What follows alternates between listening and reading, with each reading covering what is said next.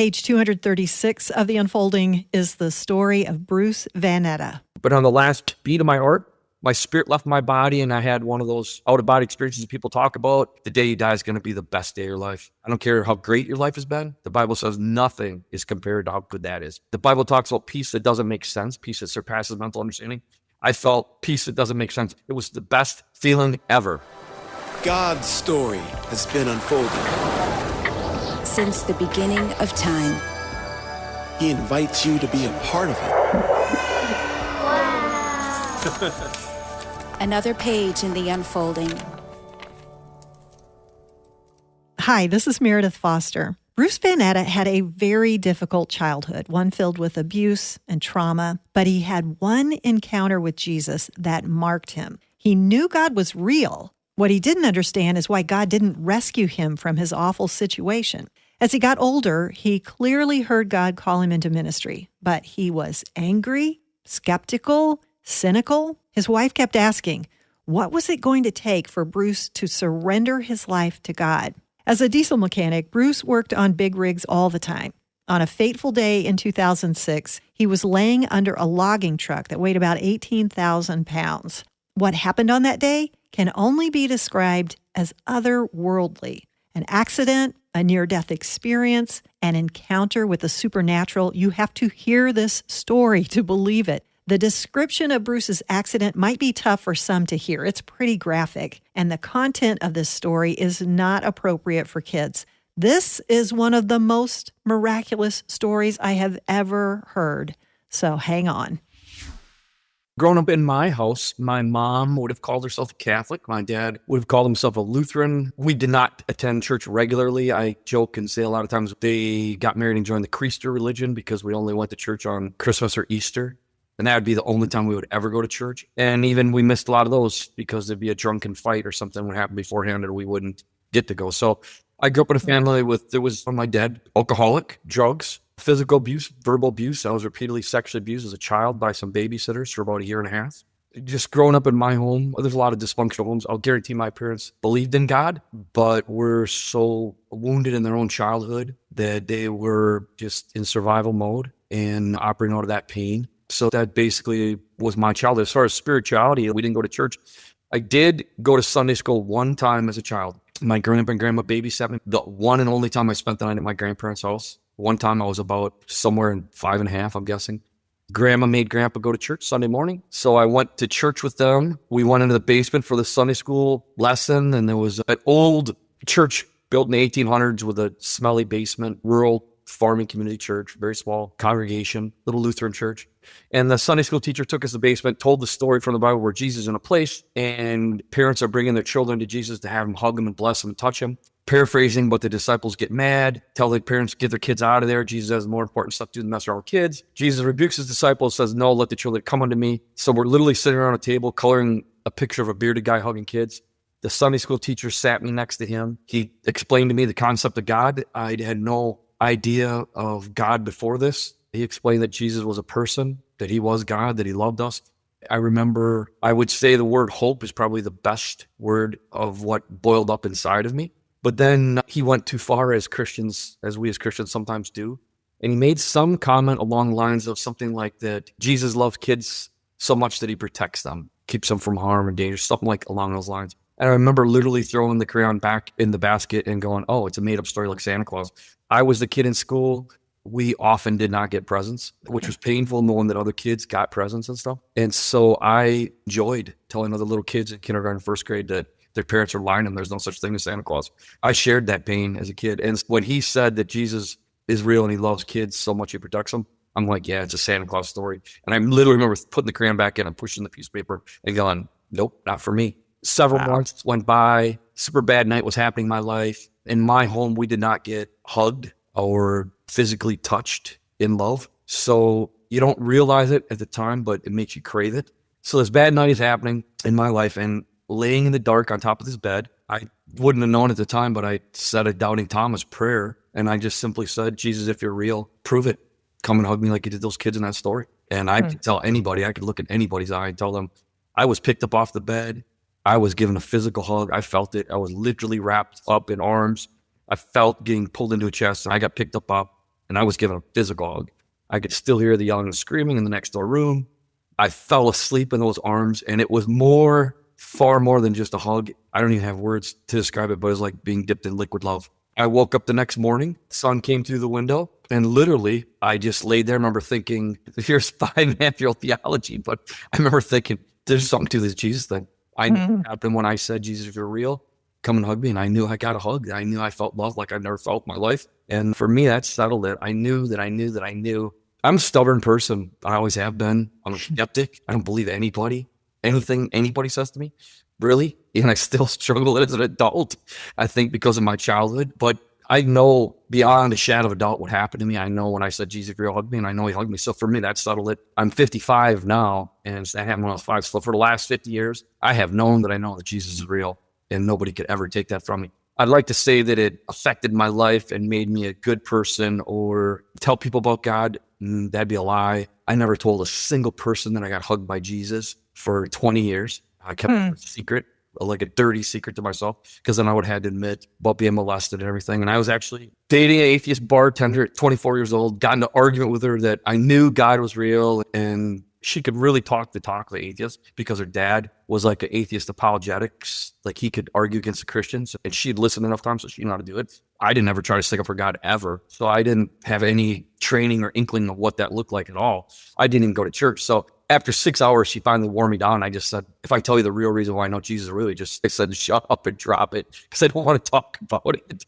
And I told her what happened to me as a child. I told her I'm a skeptic, and I just said, Jesus, if you're real, prove it. This atheist ended up doing the same thing, and we've been married for 30 years now. She didn't tell me for a couple of days, but she ended up having her own encounter with Jesus. She said the same thing. If you're real, prove it. And he did. So we were married. We didn't even date that long when we got married, and I made her all these promises, and I was completely addicted to drugs. I sold drugs, and I made her all these promises because I thought we're going to make the happy family that I didn't have as a kid. And as a lot of people do, I thought we're going to get married and it's going to fix everything inside of me. We were married a short period of time, and it sounds so bad, but I literally remember going to the bar and looking around and going, you know what? There's probably another woman that can make me happy, because the one that I got is defective, because she can't make me happy. I still feel just as broken as I did before we got married. And I made her all those promises, and I couldn't keep any of those promises about being sober and not selling drugs. I couldn't keep any of them. And I literally, instead of introspection and thinking that I'm the problem, I just assumed she must, because she didn't make me happy. Yeah. Honestly, I know this is a rabbit trail, but I think that's why the divorce rate in the church is like the same as it is outside of church, because people really believe that lie, that some perfect husband, wife, boyfriend, girlfriend is going to complete them, make them whole, and they're not going to feel any more pain. The only one that can take away our baggage is Jesus. And I showed up with a marriage with a U-Haul truck full of baggage. It was pathetic how much I had. I put her in a no-win position. I put us both in a no-win position. And I think a lot of people do that. And then again, we move on, and I thought I didn't want to be a drug and alcohol parent like I had growing up. And so I made all these kinds of promises when we decided we were going to start having children. And I didn't keep many of those promises either. I felt like I did one better, because I'd get home from work, pat my kids on the head, eat supper, and then go hide out in my garage. So instead of where I grew up watching, nothing was hidden from me growing up as a kid, whether it was drugs or alcohol or sex, nothing was hidden. And so I just hid my addictions out in the garage. It was always a reason for me to hide in the garage, working on a Harley, working on a hot rod. I used to race motorcycles in the winter on ice, in the dirt, in the summer. So I was always had a reason to be in the garage. So I just stay out in the garage and stay high every night. I know God has a sense of humor. He's made it clear to me. I went through everything in the world trying to make myself feel better. And right before I turned 30, the only thing left in my book that I thought could make me happy was money. I had a certain 6-figure number in my head that I believed if you could make that certain 6-figure number, you're going to arrive. Because God has a sense of humor, he let me make that exact amount of money at 29 and a half years old. And went and bought a new car and took the kids on a fancy vacation out to New York City and saw the Statue of Liberty and all that. But I was still completely miserable. My wife is the only child. Her mom got sick. We moved back home here to central Wisconsin to this house. We built this up, bought 40 acres, built this house. I started a repair business, a diesel repair business, because that's what I've been raised to do. My dad's diesel repair shop. And I just started going around the state doing on-site diesel repair. And starting in 2003, we moved back. I love that you are so aware of the fact that you were skeptical, cynical. That's where you were. So you have on the... I still am that way. I'm sorry. I am. No, I love that you have the awareness of it. That's good. But it's interesting that, so on the one hand, you've had this experience which marked you for life. And then on the other hand, you're also super skeptical then there's also this part of you that has enough faith, and I put that in quotes, to think, I'm going to be able to change. This is the thing that's going to make, you're always putting your faith in something. So now you've run through everything that's on your list of possible solutions. What happened next? I remember I was 30 years old, flying back from Kelowna, British Columbia, where I just been on a work trip. We were in the process of looking at land, build a new house, everything. Kids were all healthy and everything was great. And I was still miserable. And I remember thinking it had been I'd had my 30th birthday while I was there in Kelowna. And I remember thinking that make the best of this miserable life, because everything that I possibly thought could make me happy. I couldn't have enough sex. I couldn't have enough drugs. I couldn't have enough alcohol. I couldn't make enough money. There's nothing that could take the pain away on the inside. So I just came to the point at 30 years old to say, okay, make the best of this miserable life. Wow. That's what I decided. Did you ever call out to God? Was there ever a part of you that thought maybe there was more to God? What did you think about religion? Did you just... You know what? I was mad at God. A lot of people say it was really cool that I had that hug, which was amazing, that hug, and it was life-changing. But the problem was I woke up the next morning still in that same house, still all the same problems, with still all the same pain, and the child in me processed it like, okay, God, I know you're real because I know you're real because you hugged me, I know. And I know you're love because I felt that love. Why would you leave me here? Why would you leave me in this pain? Why aren't you doing something to help me? So I got mad at God, and I looked at him as a 911 God most of my life, where it's just, okay, when the crap hits the fan, things get really ugly, I'll pray and just hope that he does something. Because I know he's real. But is he going to do something? That's another question. And that skepticism, cynicism probably kept you out of church or out of that kind of... Yeah. You know what, honestly, I got in so much trouble as a kid. Somebody anonymously paid for me to go to a Christian private school halfway through third grade. And I could just say that put a real bad taste in my mouth for Christians. Pedophile principal who was literally molested people. And I'd been molested, so I knew what a pedophile was, and I called them out on it. I could just go right through the line. I was the kid wearing the same clothes all week long. And so the good Christian kids would make fun of me. I was the kid that didn't have fancy clothes to wear on Wednesday, because on Wednesday you're supposed to dress up for chapel day. But I didn't own dress-up clothes. They knew it, but they still hassled me in front of the class. The teachers would hassle me and say, why aren't you wearing dress clothes? And I'd say, because I don't own them. My gosh. Every Monday they'd ask about church roll call. We'd have to go around the room and do, if you went to church or not. My family didn't go to church. I can't make my parents go to church. And then you get ridiculed in front of a whole class because you didn't go to church. I just tell you thing after thing. So bottom line is, my taste for Christians was not good. No, I wasn't going to go to church, and I wasn't going to have anything to do with Christians. Wow. So you've run through every possible type of drug. Religion is off the table too. You're miserable. You are a miserable person. Sure. All right. So you're 30 years old. Tell me about what happened next. My wife's mom got sick. She wanted to move back home. We bought 40 acres, built this house in the middle of these woods where we still live today, started that repair business. So we moved home, and I decided I'm not going to have any more employees. I'm just going to have my own business, do my own thing, forget everybody else. And I love working outside. I love being outdoors. I took $100,000 of tools, put in that truck, and I just traveled around the state doing on-site diesel repair to where people couldn't bring it to a shop and you had to go to it to work on it. That's what I did. I loved it. It was great. I was a hero. I'd show up and I'd fix stuff that people couldn't fix all the time. They'd call me as a last resort because I charged a lot of money, a lot per hour, the specialist.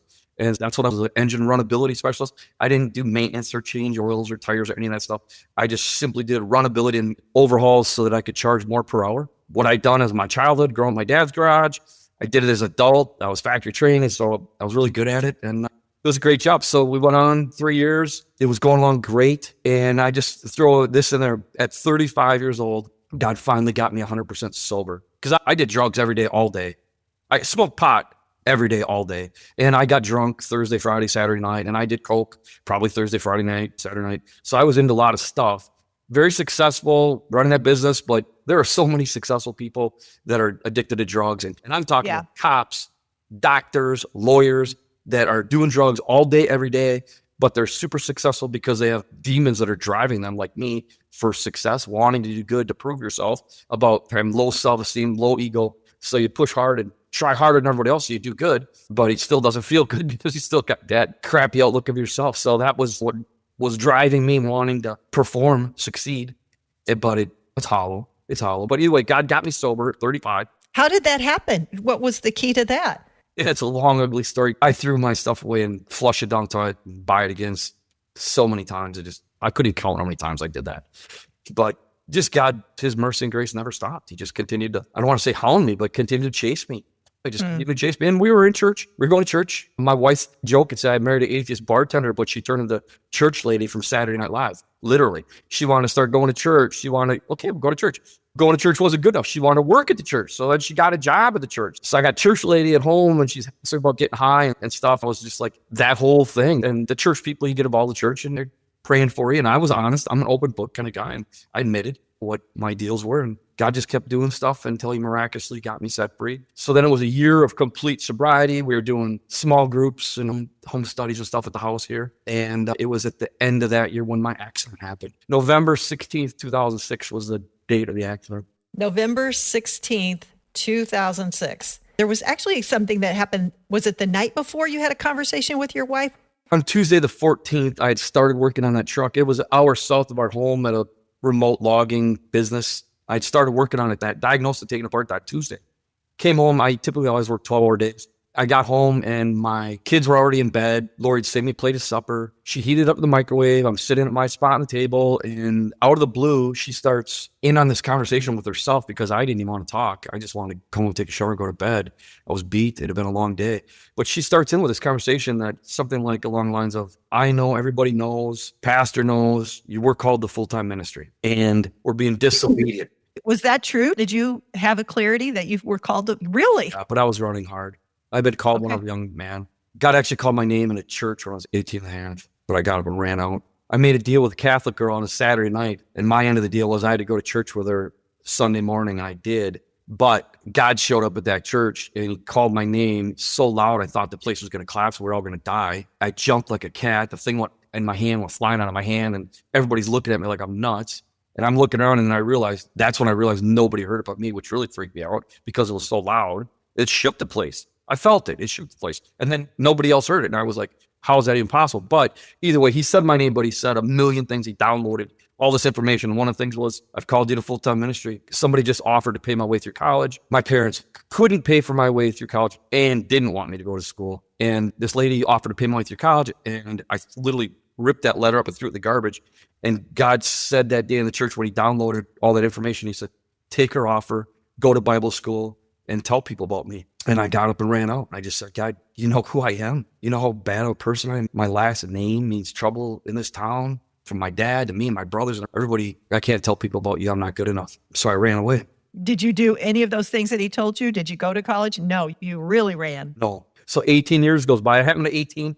18 years goes by when this happens. And my wife says, I know, everybody knows we're called to full-time ministry as a family. We're being disobedient. I didn't want to argue, so I was just not replying. Finally, you know how it is when you're married. You can push the right buttons. So she knew what buttons to push. And she said something along the lines of, you're a hypocrite, because I was leading Bible studies and stuff. And she said, I've heard you preaching and leading those studies, and you tell people have faith in God, but you don't have faith in God for our money. That's the reason why you won't go into ministry. It was true. And I hate it when anybody argues with you and they pull out the truth. So I slammed my fist on the table as hard as I could, and I made the plate jump. I tried to pull a power play, make her stop. And I literally said, shut up, woman. And she stood up, put her finger on the end of my nose, and 3 times Lori said, Bruce Van Natta, what is it going to take before you're obedient to God? And then she went in the bedroom and slammed the door. And 2 days later, on November 16th, when the truck fell on me, I found out what it was going to take before I'd be obedient to God.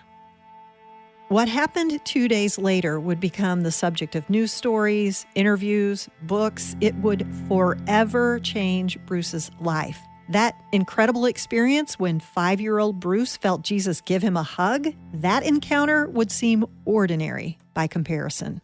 So I started on Tuesday, came home, we had the conversation that night. I worked on a Wednesday. I came back Thursday to finish it up. It was basically a 3-day job. I was working with another guy, their mechanic. So Leonard was the mechanic for them. I happened to have known him since I was a little kid because he used to bring his truck to my dad's shop. And we used to work on his logging truck when I was a kid. So now I'm 36 the day of the accident. I've known him for a long time. We're working together Tuesday, Wednesday, Thursday. We get to the end of the job. It was a logging truck that had a coolant leak. It was leaking antifreeze in the engine. We took the engine all apart, replaced some gaskets and some parts, put it all back together. And in order to test the repair to make sure there's no longer leaking coolant, Mike told Leonard to start up the truck. So the truck's running, and I was just putting my last couple tools away. The truck was completed, done, except for two things. The passenger side front wheel was off. Leonard had taken it off. He's going to put it back on the next day. The engine mounted air cleaner was off. He's going to put that back on the next day as well. That's done. We just have to verify it's done, and I'm walking out the door. Minutes from walking out the door, it's running 15, 20 minutes. He comes up, taps me on the shoulder. He said, hey, before you go, would you look at one more thing? And I didn't answer him. I remember looking up at the clock on the wall of the garage, and I'm doing the math, and it's burned in my memory, 6:10 p.m. He said, you don't have to stay late. I just want you to look at this one more thing and diagnose it, and then we'll order the parts, and then I'll schedule later and fix it. If you were to stand in front of one of these big Class 8 trucks, that's the biggest semi-trucks on the road, and get on your knees and look underneath the truck from the front to the back, the lowest thing on these trucks is the front axle, and the reason why is you got the two wheels that turn when you turn your steering wheel. The axle attaches to those wheels on each side. It just drops down. It goes from the left side of the truck, and a big steel I-beam just goes from one side to the other. And on those two front tires, this truck carried 5 to 6 tons, so 10 to 12,000 pounds of weight on the two front tires. That's not the weight of the truck. The truck was probably like maybe 16 to 18,000 pounds. But on the two front tires, it's got to 10 to 12,000 pounds of weight. And Leonard had put a bottle jack underneath the passenger side, jacked it up, removed that wheel. But unfortunately, he had not used any safety equipment, no jack stand or blocking. He just left the jack underneath there. So the truck was on jack for 3 days. It's been running for 20 minutes. I look underneath there because that's where I had to go to look at this dirty spot on the front of the engine. I look underneath there and I saw that he had just used a jack and not used any jack stands. And I'm thinking to myself, it's been on there for 3 days. It's been running 20 minutes. I'm fine. There's a tool the mechanics use to go underneath vehicles called a creeper. It's something you lay on and you're able to roll underneath it underneath these vehicles. Big difference between cheap tools and expensive tools. I had over $100,000 worth of tools on my truck because good tools cost a lot of money, but they work really good. Cheap tools are cheap, but they don't work good. And this creeper was a piece of junk that should have been thrown away the day it was new. It had these little bitty small wheels, plastic hollow core. The problem with cheap creepers, you try to go roll underneath the vehicle. You want to go left, it goes right. You can't go across the cracks. There's always gravel and little piece of sand and dirt and debris on the floor. It stops on that stuff. It's really just crazy aggravating. I remember looking at this creeper and I was thinking that thing's just going to make me say swear words if I get on it. And I looked at the back of my truck and here's my creeper all strapped down, big 6 wheels. And I didn't want to take the time. And that difference between me not getting on my creeper and getting on his creeper was literally the difference between being crushed in half versus being cut in two. If I would have been on my creeper, it had a steel framework and the thickness that my body was crushed down to when the truck followed me was the thickness of that framework. So it would have landed on that creeper and sheared my body in 2 pieces if I would have been on my snap-on creeper. So they would have taken me out in 2 parts. And I never would get on a cheap creeper just because they're so aggravating. I wouldn't always normally take the time. But I didn't. I got on his cheap creeper. I went underneath that truck. I'm laying underneath the truck, that axle. It's like, I don't know, 4, 5, 6 inches front to back and maybe about the same high, 4, 5, 6 inches high. It's just a big steel I-beam. It's just inches above my belly button, held up by a jack over here, but held up by the driver's side wheel is still on that side. I'm looking at the bottom of the engine, looking for the dirty spot that he was talking about. The engine's still running, and the bumper is just back behind my head. I'm just underneath the front of the truck, and I diagnosed what I thought it was, and I yelled to Leonard, go ahead, shut it off. I don't need to run anymore. I think I got it figured out. He got up inside the truck to shut it off. Peterbilts are known, especially old school Pete's, were known. They were the first trucks that had air suspension, which is a really big thing for the truck drivers. It's a world of difference for comfort. And what the thing is, when you get in them, those big airbags shift and move. So he got in the truck, and the truck shifted above me because of the airbags, which is normal. But I saw a movement in the peripheral vision of my left eye. I turned my head just in time to see the jack slipped out because when he got in and everything shifted, that jack slipped, and then he probably grabbed the wheel, the steering wheel, and it wiggled that driver's side wheel that's still on the ground, which wiggled the axle, which made the jack slip out. So the jack slips all the way out, and it's rocking. It looked like barely touching on the edge of right on the very edge of it, where it's going to fall. But it's moving because the truck is rocking. And before I could think, blink, or do anything, the jack shoots out, and this 5 to 6 tons of steel fell through the middle of my body, right through the middle of my body. It hit the cement because my body wasn't going to stop it. So it hit the cement. I could touch where the axle's on the ground right here. And when it fell through me, if you could picture 10 to 12,000 pounds of steel dropping and hitting cement, dropping around a foot or so, and then hitting the cement, it was this crazy loud explosion noise. But the weirdest thing was with that steel on cement explosion noise, I also heard liquid swirl. Come to find out, liquid swirl was me when the truck fell through the middle of my body. On impact, blood shot out of my mouth. So it fell through the middle of my body, and on impact, my blood came out, went all over the cement. And when I saw the blood come out, I didn't look down. I didn't see that I was crushed in half yet. I didn't even feel the pain yet. But when I saw the blood come out, that was on the realization of what happened. And I knew the truck had just fallen on me. So I didn't even look down, and I just said, Lord, help me. And when I say Lord, I'm referring to Jesus, nobody else. I think I was literally thinking back to being a 5-year-old kid and saying, Jesus, if you're real, hug me. And I said it again a second time. I'm not sure why. I don't know if I was afraid he didn't hear me. What? I just said it a second time. I said, Lord, help me. That's when I looked down. And the plastic hollow core creeper was, thank God, flattened out to nothing. And there's about an inch of space between the bottom of the axle and the cement right here on the left side of my body. So I know that with the thickness of the creeper underneath me that's flat and my body together an inch thick. And I know how wide the creeper is. It's like basically the whole part of your belly. It fell right between the bottom of my ribs and my pelvic, right across the middle of flat, the soft part of your belly. So it fell through me. I ended up, according to the radiology reports, I don't have a belly button anymore, but where I used to, straight through there to the back, is my L4, L5 vertebrae. The radiology reports said my L4, L5 vertebrae were spider cracked and D-shaped. So I was thinner than my spine in the middle of my body, thinner than that on the left, and thicker on the right side. Maybe there's a couple inches of space between the bottom of the axle and the cement on the right side. So I'm literally crushed in half. I know how wide, basically the whole flat part of my belly, an inch thick on the left, and maybe my body's 2 inches thick on the right, all the way across the middle part of your thing. So the pain was horrendous. I can't even tell you how bad the pain was. I found out from doctors later, they said that your body has nerve endings and pain receptors, not just on the outside, but all your internal organs have it too. So when it crushed me, everything that got crushed was screaming in pain. Leonard got down out of the truck. He never did shut the engine off. So the engine is still running. Big diesel engines vibrate. It's on the cement. It's on me. It's got the creeper flat. It's got the 2 vertebrae broken, and it's vibrating on me, feeling like it's sawing me in half. And so he gets down to the truck, and I'm screaming. So he goes back in. He shuts it off. He comes back down, and I'm looking at him from underneath the bumper. The bumper's just behind my head. And as I'm laying underneath the truck over here, the passenger side of the bumper's on the ground. The passenger side fuel tank's on the ground. It's caved in. The whole passenger side of the truck is laying down, but the driver's side's still up because that wheel's still on. So I'm looking out from underneath the truck, underneath the front bumper, which is just behind my head, to his face. And we're looking at each other. And sometimes when people see something really bad, they go into shock. And he froze and he went into shock and he didn't move. I'm looking at him. He's looking at me. And I just kept saying, Leonard, please call 911. I don't know how long it lasted. It seemed like a long time, but he finally shook out of it. He called 911. He said, the truck fell on a guy and he's crushed in half. It's a volunteer fire department in the middle of nowhere. He knows that it's going to take him a while. So he's thinking, how is he going to get the truck off of me? He couldn't put the jack back underneath the axle because the axle's on the ground now. So he's trying to figure out how he's going to jack it up. He goes and gets the jack. He puts it underneath the big curved leaf spring, and he starts jacking up. But the problem is the leaf spring is curved, and you don't want to jack something on a curve because the jack's just going to slip. So I'm looking at him doing it, and I'm telling him, don't jack it up there. It's going to slip because I was afraid of getting crushed again. He just ignored me, saying it's the only spot I got, and he's jacking it. I'm watching the jack moving, and finally it caught, and it starts going up. So he jacked the truck up off my body.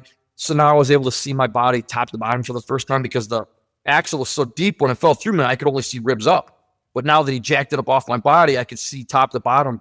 And when I looked at it, I saw it, and it was like, I guess the word is surreal. There's absolutely nothing in real life for me to compare it to. There's nothing.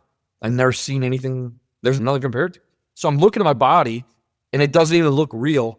And it looked cartoonish. And that's literally what I thought to myself when I looked at my body like that. It looks cartoonish, like a cartoon. And I'm talking like old school Looney Tunes. Wile E. Coyote gets run over by Acme truck and he's got the flat spot. That's what I'm thinking as I'm looking at it. It's like literally this is cartoonish.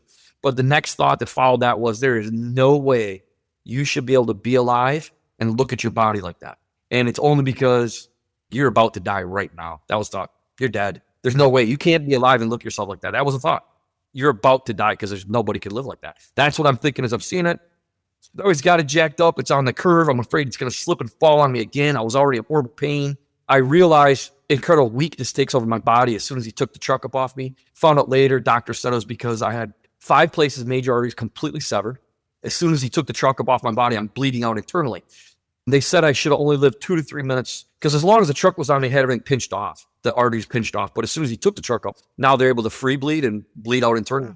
Doctors told me later, they said, if you had 1 major artery severed and you bled out without a tourniquet, 8 to 10 minutes, depending. But they said with your injuries, they said 2 to 3 minutes max and you should have bled out. And that's about it. It's about what it was. So I see myself flat. I beg him to get me off from the truck. He sees me flat. Most people are told you don't move somebody with a back injury. So no, I'm not touching you. I panicked. I reached back and grabbed the bottom of the bumper. It's just back here behind my head. Oh. Creeper is flat in the middle, but it's still got the wheels on the end.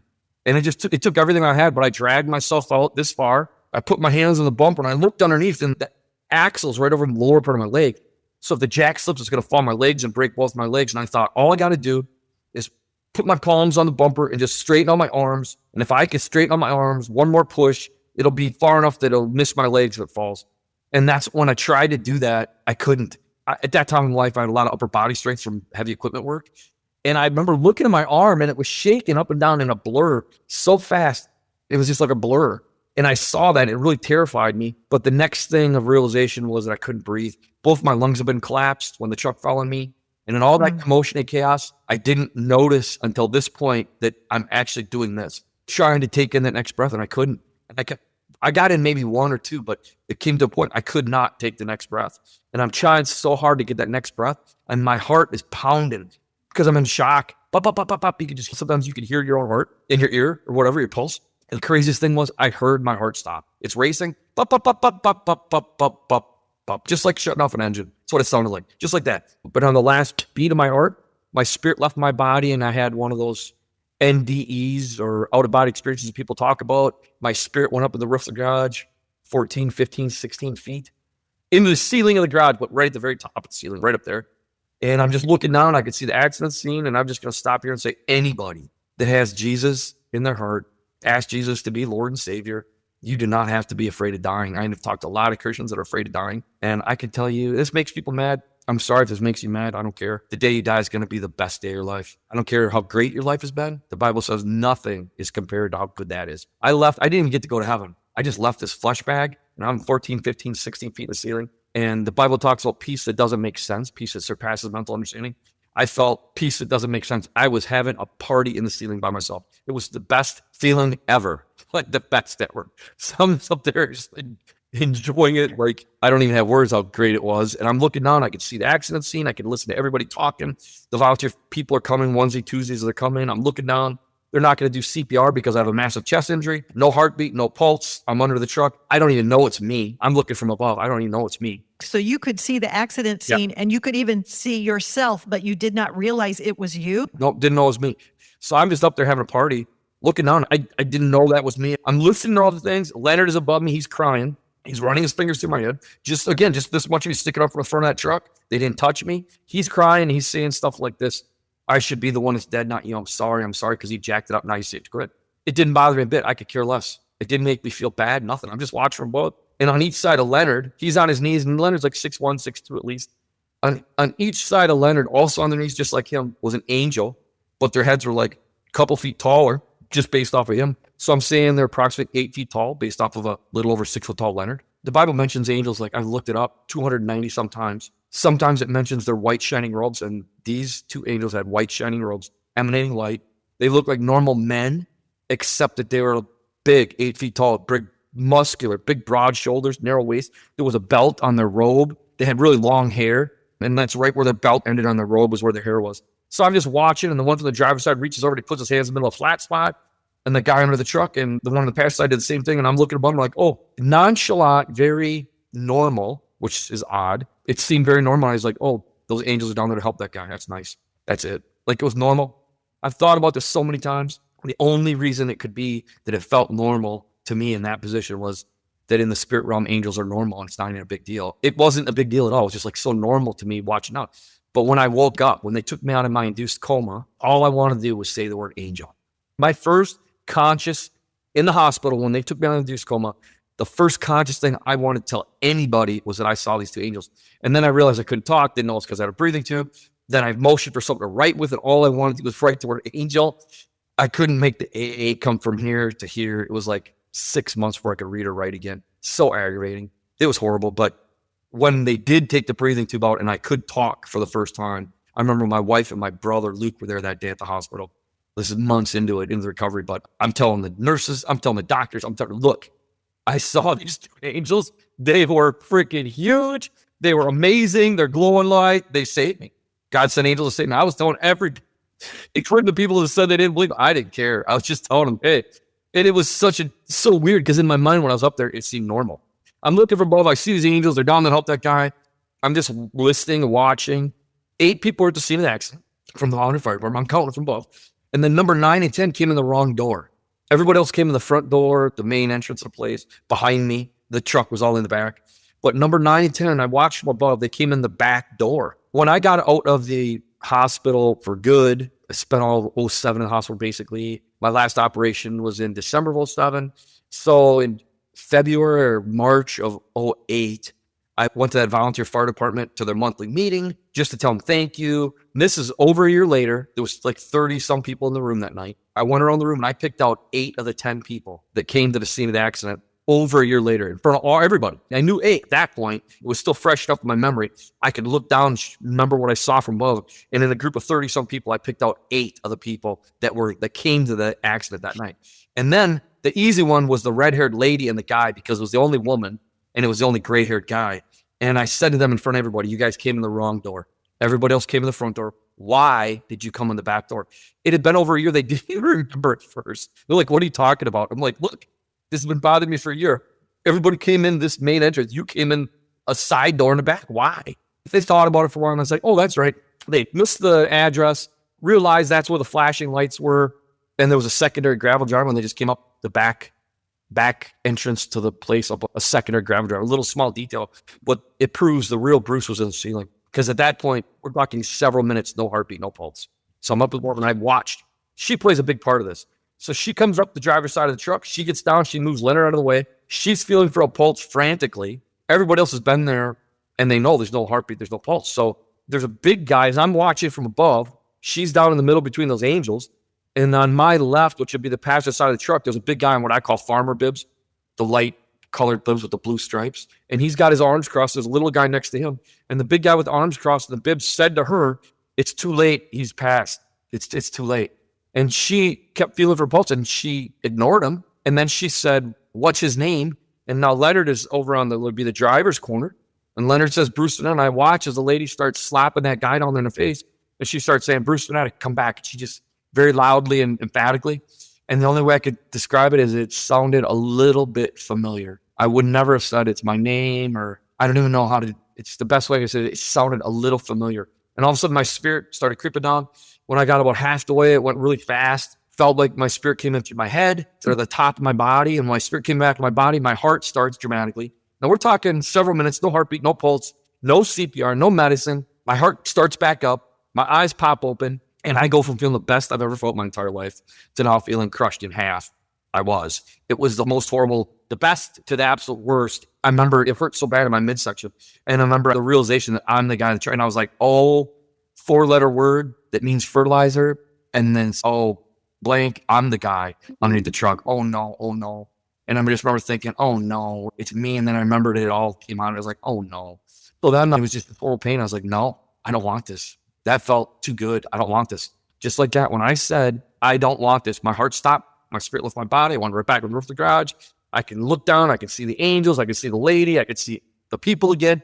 When she was slapping me in the face, they were all standing around quietly, respectfully talking until she started slapping me in the face. When she started slapping me in the face, I looked at her like she was crazy. And now my heart starts, and now they're all running around frantically. There's a lot of commotion going on as I'm looking from above. So I'm back in the ceiling, and this time a tunnel opened up. And sometimes Christians talk about seeing a tunnel with light on the end of it. And that's exactly what it was. It was a tunnel going out of the roof of the garage like at a 45 degree. It was 1,000,000 miles long, and there was a bright light on the end of it. And I know Jesus was there in heaven. Heaven was on the end of the tunnel, and they were there waiting for me. And I got in the tunnel, and it seemed like being in a fast car or something like that. And I was going really fast towards the light, happy to go meet Jesus. And I felt like I was about halfway there, and I heard this, Bruce trying to come back. I got stopped. I got sucked backwards out of the tunnel. But I wanted to go there because that's why I kept looking. I got sucked backwards out of the tunnel. Now I'm back in the roof of the garage. I could see the angels. I could see the lady. I could see it all. My spirit goes back in. Again, horrendous pain when my heart starts. I looked on my left and I looked on my right for the angels, and I couldn't see them with my earth eyes, which really scared me because I knew I needed them and it hurt so bad. I was like, God, why did you take them away? Why did they leave? Why aren't they here anymore? And I couldn't see them. And that's when God spoke to me. All he said was this. And the first thing that struck me, everybody's in chaos and commotion. The first thing that struck me, he was completely calm. He was not freaking out. It was a very calm voice. And it simply said, if you want to live, you're going to have to fight. And it's going to be a hard fight. That's always nothing. No Bible verses, no, nothing. Just if you want to live, you're going to have to fight. And it's going to be a hard fight. See, God knew I'd spend the next year in the hospital. He knew I'd have to learn to walk again, and read again, and write again, and go upstairs again, and he knew there'd be so many days where it was so bad that I just would beg him to let me die. I can't even tell you how many times I begged God to let me die in the hospital. So he knew all that. He said, if you want to live the fight, it's going to be a hard fight. I literally remember saying, screw it. That's what I said. No, I don't want to fight. Screw it. My heart stopped. My spirit left my body. I went back up the roof of the guards the third and final time. The tunnel opened up. I wanted to go be in perfect peace with Jesus. And I got in the tunnel and I was about halfway there. But what I didn't tell you about, Shannon was a 38-year-old woman, but she was a 2-month-old baby Christian. And this 2-month-old baby Christian has been reading Matthew, Mark, Luke, and John for the last 2 months at home. And she wasn't having it on her watch. She was praying me back to life. And she prayed me back that third time. And she said, Bruce, should I come back? And when I came back into my body that third time, my eyes popped open again. And her face is right here. And she says to me, mister, you're on the verge of life and death. What do you have to fight for? Do you have a wife? Do you have kids? And when she said, do you have a wife? Do you have kids? I knew, not later, not retrospect, right there, I knew that I knew. The same still small whisper that spoke to me and said, if you want to live here with the fight, it's going to be a hard fight. God, I knew it was God. That same whisper now speaking through her, even though it was her voice, I knew it was him, reminding me about Lori, reminding my 4 kids. So God knew it was up to me. I had battled suicidal thoughts, lots already in my life. If it was up to me, I'd just be gone and be in that peace and just enjoy Jesus. But he knew that I would fight for my wife and kids. And he knew that'd be the only thing that would get me to stay. So he had her say it, remind me. Because up to that point, I hadn't even thought about Lori, the kids, because of the pain. So then she says, what do you have to fight? Do you have a wife? Do you have kids? I thought of Lori. My kids were like kindergarten, first grade, second grade at that time, because we had twins in the middle. And she said, stay here, keep your eyes open. And I was thinking to myself, man, lady, if you knew where I was going every time I closed my eyes, yeah, you're right. Don't close my eyes. So they med flighted me to our state's biggest trauma center. They called in the head guy from home because he'd gone home for the day already. They started in, these 2-night shift trauma guys, started an operation. The head guy came in, finished the operation. My wife and some people from church, she took people from church down there with her. And the doctor came out after operating me for a long time and told my wife, he said in all his years of running the trauma department, he had never seen a body so badly traumatized make it to the hospital alive. And he said, your husband must have one hell of a will to fight. And she said, yes, my husband is a fighter. But he said, but I don't expect him to live through the hour. Most likely he's going to die in the next hour. He said, cross your fingers. And my wife, church lady, said, nope, we're not crossing our fingers. We're praying. And one of the other guys that was from the church heard the doctor say that he didn't expect to live for an hour. And so he came up with the idea and he said, every 30 minutes that Bruce is alive, let's give God thanks. So all night long, this little band of prayer warriors, every 30 minutes, we'll get together and say, God, thank you for 30 more minutes of life. So the next morning, the doctor came in from home, shocked to find that I'm still alive. He had told my wife that I had all kinds of more surgeries that needed to be done. My wife said, go ahead, do them. He said, no way, he can't tolerate it. And I guess about noon that day, he came back there and checked on me again. And that's when my wife told him, look, we're praying.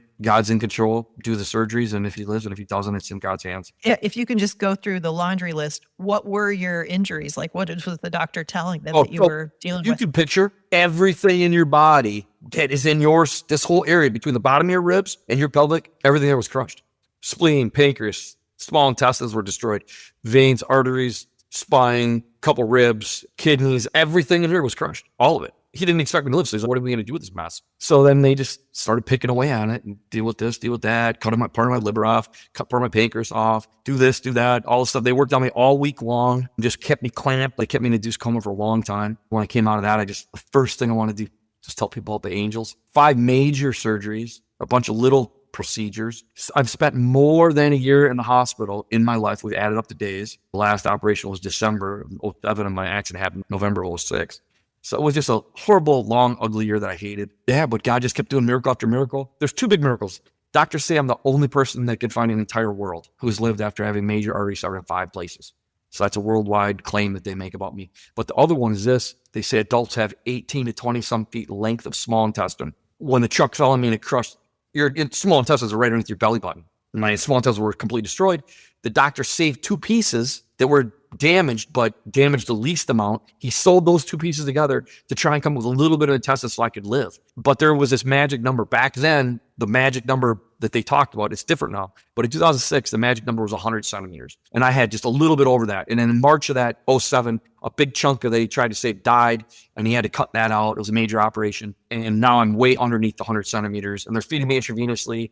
I lost 65 pounds between November and March. I lost 65 pounds. And bottom line is they expected me to starve to death in the hospital. I got a big fight with a doctor one day and said some things I shouldn't have. And she responded in anger and told me the truth. I said something like, you can't keep me here forever. I was going nuts in the hospital. I'm a type A person. I can't hold still. And I was literally going crazy in the hospital. I said, you can't keep me here forever. And I was yelling at the doctor. And she got so mad at me. The doctor said, Mr. Vanetta, we are not going to keep you here forever. You only got 6 months to a year to live at the most. You're going to starve to death. And I was losing weight every day. And at this point, I already lost 65 pounds and it had only been however many months. So anyway, God woke up a guy in New York. I live in Wisconsin. He woke up this guy in New York 2 mornings in a row at 5 a.m. Told him, buy a plane ticket, fly to Wisconsin, pray for that guy, and I'll do a miracle. Did you know him? Did you know this guy? I met him one time. That's it. A casual acquaintance one time. But anyway, he told him to buy a plane ticket and fly out there and do it. And the first day he told his wife and he told his pastor, but he didn't do it. And the next morning, God woke him up again and he did it that day. And the guy came and prayed for me. And when he did, literally the power of God came out of his hand. I felt it. It felt like electricity. He had it on my body when he prayed. It went through me and I felt my intestines come back. Doctors say I have half my intestines. So if you have 18 to 20 some feet, that makes it 9. They're saying 9 to 11 feet of intestine. Creative miracle, something out of nothing, literally. Let me make sure I understand this. So you were down to less than 100 centimeters of intestine because they had to remove the additional part. 125 pounds. 125 pounds. A guy in New York you'd met one time, God wakes him up and says, go to Wisconsin and pray over you. And when he did, you literally felt something. It felt like touching an electric fence. It actually stung. When I prayed for people for the last 18 years, I've only had that happen like twice in 18 years where the person literally said the power of God was stinging when we were praying. Like it was uncomfortable for them. That's what it felt. It was like get electrocuted, like an electric fence. That's what it felt like, right? When he touched his palm to my forehead. That's what it felt like. It snapped. It burned. The power of God, I felt it go right into my stomach and go around in circles. I felt it. I turned to Brian, the guy on this side of the bed. I said, Brian, I just felt it. It felt like something came uncoiled inside me, is what I said.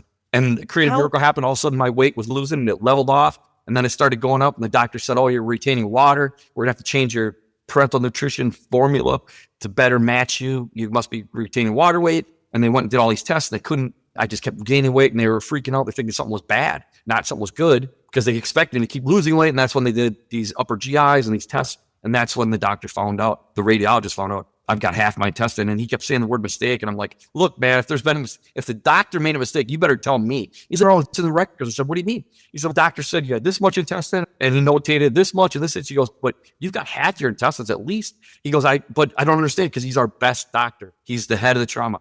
And he would have had to have made multiple mistakes, because he's been in me multiple times. He would have had to have made multiple mistakes. He goes, it just doesn't make sense. It didn't make sense because God did a miracle. So you started gaining weight. You started recovering, basically. Yeah. I started gaining weight. I was still sick and messed up, but I started feeling better. But it was instant better, but I wasn't instantly perfect. If that makes sense. Mm-hmm. So now you have experienced all of these supernatural things in the midst of really hard stuff. How long was it after that miracle that you were able to go home, and what happened next? Oh, what would happen all that year? I'd get out for a week, go back in for a month, get out for 3 days, go back in for 6 weeks, over and over. I'd only make it a little bit at home. Now I get stuck back in the hospital. So it was that whole thing. And when he prayed for me, that was in March, and I was still in and out of the hospital from other things, pancreas and this and that. But basically, when he prayed for me, the two things that got healed was my pancreas was healed from there on out, and my intestines grew. So those two things were done. It was just the other stuff that I was dealing with for the rest of it. Wow. So when did you go home, and when did you have an idea that your life and work was going to be different? We officially started Sweet Bread Ministries January 1st, 2008. I just had my last operation in December. I was still in the hospital, still sick when we officially started it, because I knew, again, 2 days before the accident, my wife said, what is it going to take before you're obedient to God? And it was pretty obvious what had happened and the miraculous things that he did. So I hate to say, well, I didn't have a choice, because I guess I did have a choice, but it didn't feel like I had a choice. I just have to do this to be obedient. And did you have an idea what that would be like? You knew it was full-time ministry, but did you have any idea what that was going to mean? Yes. Tell people what God did for me and tell people how to deserve it. Where did the name come from? Sweet Bread. God was telling me to name it Sweet Bread Ministries, and I kept arguing with it. I was like, it sounds like such a sissy name. It's not like a manly ministry name. I was like, Sweet Bread Ministries. I just kept saying no, and he kept saying yeah, and so I did it. What I didn't tell you about the guy that came and prayed for me was, before we went on that vacation, before I met him, before the accident, I had a dream, and I woke up in the morning, and it was this crazy dream, and it didn't make any sense to me. And I prayed, and I said, God, I know that's a God dream. It's from you, but it doesn't make any sense to me. What's it about? I just said, Pastor Ryan, my pastor that had lived here and then moved out to New York. He said it has to do with him. So I remember where I was standing out that morning in the driveway right outside of my flip phone Nokia, talking to Pastor Ryan, and I told him the dream. And I said, God told me it has something to do with you. What does it mean? He's, I think you ate too much pizza before bed. He goes, that doesn't mean anything to me. In the dream, I saw this guy that I never met before in my dream. And him and I were eating what I call sweetbread together. I'll just paraphrase the dream. So now we go on vacation, go see the Statue of Liberty, go see Empire State Building, Grand Central Station. Got kids out there, and that's when we go to visit my old pastor who moved away, took a call in another church. We're at his church, and I meet this guy, Bruce Carlson, who ended up coming to pray for me a year later.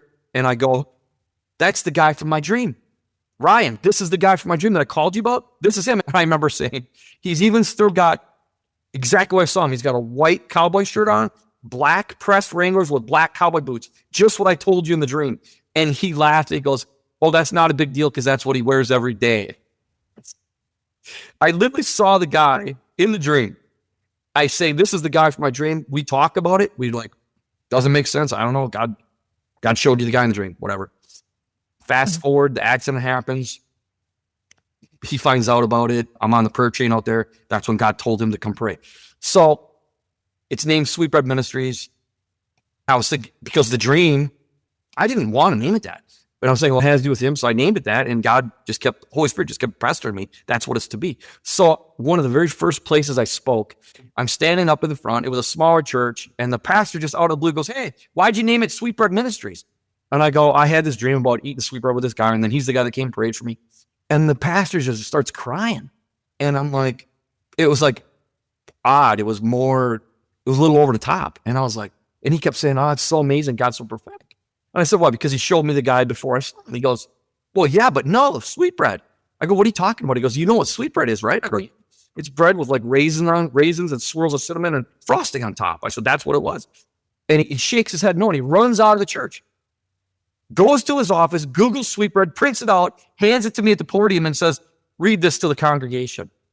First time, I'm like, what? He said, read it. So I read it to the congregation, sweetbread. In Europe, most of the other world, sweetbread is fried lamb intestine and pancreas.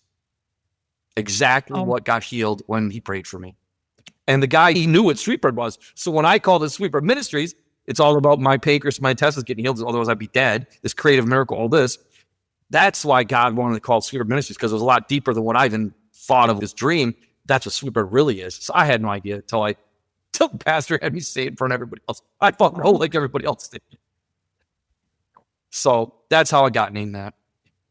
There's so much miraculous in your story. So much. And obviously, I know it makes it hard for people to believe. Sometimes I leave out some miraculous just so people believe it. You're thinking about the skeptics like you. People who aren't going to believe it at all. Exactly. But as you have shared this, so you've been sharing this, that's basically been the heart of your ministry since 2008. Yeah. So now we are, 18 years. 17 years. Yeah.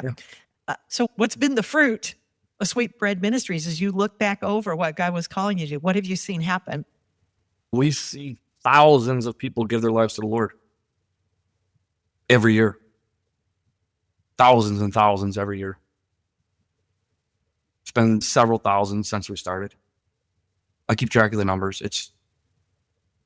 I share my testimony and I'm like, look, I'm a skeptic. I get it if you're a skeptic, but God's alive and well, he's real. And I'm going to tell this testimony until God takes me. And as long as he gives me, I'm just going to share this testimony. And the mercy, the word mercy in the Bible means not getting the punishment we deserve. And a lot of people live like the verse says his mercies are new every Sunday morning, but it's not what it says. It says his mercy is new every morning. It's not just playing church. It's not just going to church once a week and checking off the religion box. God wants everyday relationship. He doesn't want to settle for a one night stand for the week. It's not what he wants at all. He wants every day. He wants true intimacy, true love. And he offers it to, and if you handle this, if he'd offer his intimacy and his love to a sinner like me, then anybody's good.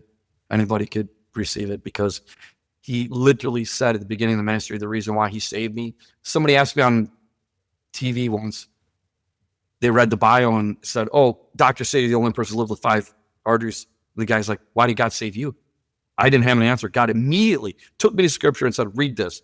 1 Corinthians chapter 1, starting at verse 26, and I'm paraphrasing, it says, God chooses the lowly things, the weak things, the despised things, the things that are not, the things that are of lowly birth, so that no one may boast before him. I can't be on the podcast today or the church I was last week or the church I'm going to be this Sunday and stand up and tell anybody that the reason why God saved me is because I was a good guy, because that'd be a lie. He saved me because of his mercy. Would you be willing to pray? I'm thinking especially for the skeptics who are listening, who like something's happened as they've been hearing this story inside of them. Mhm. And there's a little part of them that's, could it be true? Yeah. Would you be willing to pray for those Absolutely. people? Let's do it. That'd be Lord. great. Okay. There's a spot in the Bible where Jesus, where you said, the number of hairs on our head. And you pointed out to me once that number changes many times throughout one day. It's your way of telling us every detail about our lives, even the ones that we don't know, like that. So every person that's listening to this message at any point in the future, you know where they're at, you know where they've been, everything they've lived through. Your shoulders are big. And like I did as a kid, when I, as a 5-year-old, I said, Jesus, if you're real, prove it. Show me, come hug me. And you did.